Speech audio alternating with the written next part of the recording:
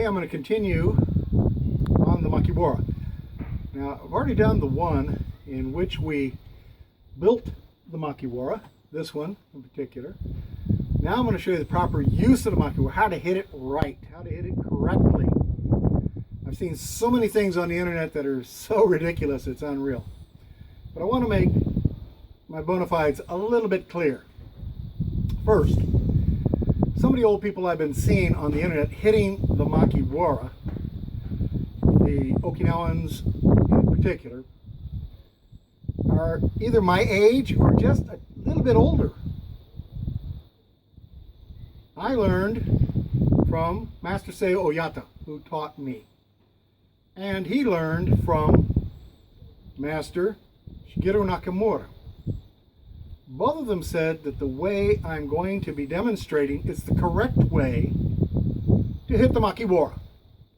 Other ways, well, you can't say the Japanese invented the Machiwara because they didn't even have karate before 1922. The Chinese, well, they got it from the Okinawans, if they even have it. But the object of this is to strengthen up your wrist and to make it so you can deliver a very powerful strike without damaging your hand, your wrist, your forearm, your elbow, your shoulder, or anything else. To do it differently will either not develop the things you need, or worse, it will cause irreparable damage to you. How ridiculous is it to see people walking around with knuckles the size of golf balls? Do you think other people do not get the impression that they are karate people? You're not supposed to be giving away what you're doing. And today I'm wearing tactical. Yes, we're going to be tactical. This is a tactical video, obviously, because I'm wearing something tactical. The object of this is just to show you that you can do these things at your own home, at your own time, with whatever you're wearing. You don't have to put on your zoot suit and run around with belts and things like that. All you need is this, some time, a bit of patience. First thing you want to get is your distancing properly. Place your hand in the proper position, and by the way, this is the proper position with the front two knuckles striking, not the back three. I actually saw a video the other day of Hannity showing off his martial arts skills with big massive bruises on this side of his hand. Believe me, it took me a couple of moments to stop laughing. Real martial artists don't bruise their hands in this section because that would mean you were hitting improperly. You want to hit with the front two knuckles. That way you have proper bone alignment. So I want to get my distance. I put my hand right where I want to strike. Notice my elbow is down. It's not on the side. I'm not going to twist my hand. The object of this is to develop my strike, not to develop some ridiculous twisting motion that's just going to rip the skin right off my knuckles. So from here, I've got it in tight. It's tucked in tight. Shoulder is in this position. And now I want to make sure I'm in the right position as far as my feet are concerned. So what I'm going to do is simply lift my foot, and I see I'm very strong in this position, put my foot back down. A lot of people want to do this with a lot of fancy dancing movements. I'm not interested in that.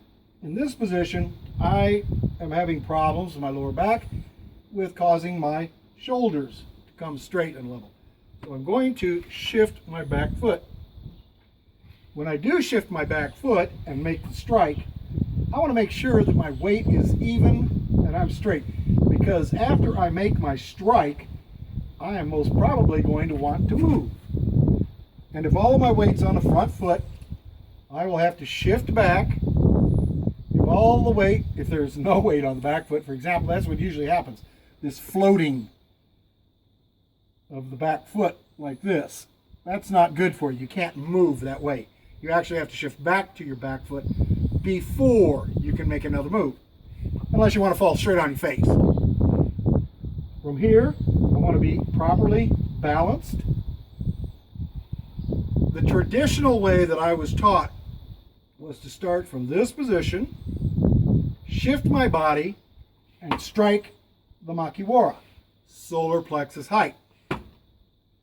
This is the way I was taught, drawing this one back with power, same time as my backhand is coming forward, in this manner. That is the way, the traditional way of doing it.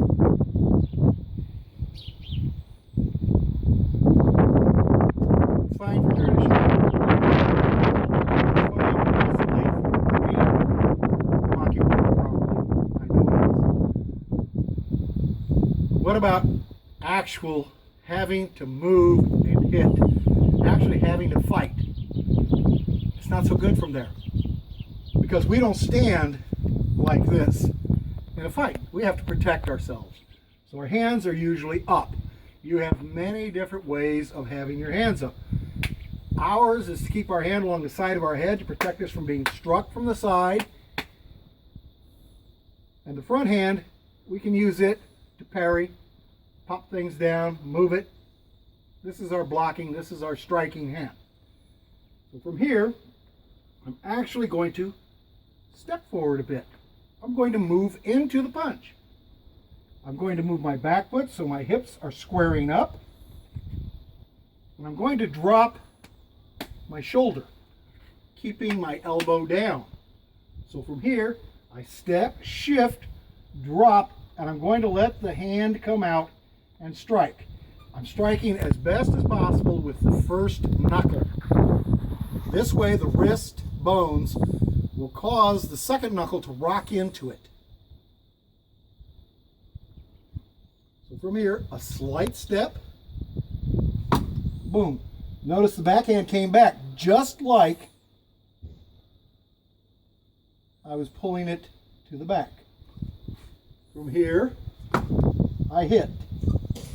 Comes back. Now when the hand comes back, you don't want to drop it and then bring it up.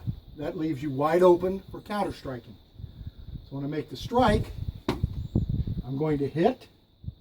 My hand could be anywhere along in here. And bring it straight back into this position. Coming straight back, acting as a possible parry, possible foil against an incoming strike, another incoming strike. This is classical stand-up ways of doing things. We're trying to develop the knuckles with a small amount of movement, proper twisting of the hip, proper placement of the feet. I hope that you're being taught how to duck, bob, weave, how to slip punches. This is very critical in your movements. A lot of times you may want to actually step off, shift in this manner, dropping your head, coming underneath as something comes at you, dropping under it, moving the back foot, and striking in this manner. Now, when you're actually doing this, you can do all of these fancy little things. What you're interested in is developing your wrist, striking power. You don't want to damage your knuckles. You don't want to damage the skin. So, if you've been hitting it 10 times, at the end of the 10th one, rest a little bit. Just wait. Let the skin cool down. Do another set of 10.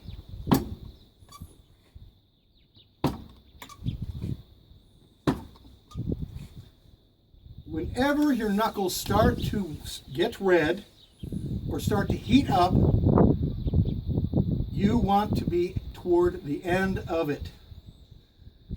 Do 100 strikes every day with both hands, and you will develop very well your striking power and the stability in the strike as you hit.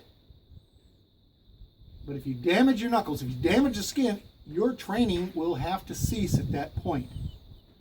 So go until you get the redness or the heat in your knuckles, and then stop for that day. The next day, go for that number, try to get some more. Continue building up until you can, in sets of 10, make 100 strikes a day. talking about right and left hands. And don't be surprised, your left hand, if you're right-handed, will not be as strong or as capable as your right hand. That's why I tend to reserve, and Oyata taught me to reserve, as Nakamura taught him, the back hand for striking, the front hand for removing threats in front of you or grasping the threat. It just depends on what you want to do, your style, the way you perform what you do. I'm not trying to tell you how to do what you're taught.